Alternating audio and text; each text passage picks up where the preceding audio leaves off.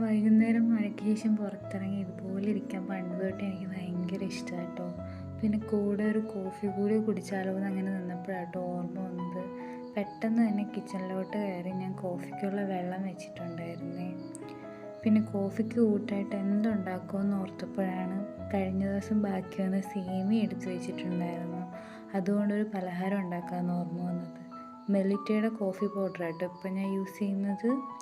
മുന്നേ എപ്പോഴും ഞാൻ യൂട്യൂബിൽ കണ്ട റെസിപ്പിയാണ് കേട്ടോ ഇത്. എൻ്റേതായിട്ടുള്ള രീതിയിലാണ് ഞാനിത് ഉണ്ടാക്കുന്നത്. ആദ്യമായിട്ട് ഈ ഒരു റെസിപ്പി ഉണ്ടാക്കുന്നതുകൊണ്ട് തന്നെ ഇതിന് ടേസ്റ്റ് ഉണ്ടാവുമെന്നൊന്നും എനിക്കറിയില്ലായിരുന്നു കേട്ടോ. പക്ഷെ എന്തെങ്കിലും ഒന്നാവട്ടെ എന്ന് വിചാരിച്ചിട്ടുള്ള കുക്കിംഗ് ആയിരുന്നു കേട്ടോ എൻ്റേത്. പക്ഷെ അത് കഴിച്ചപ്പോൾ നല്ല ടേസ്റ്റ് ഉണ്ടായിരുന്നു.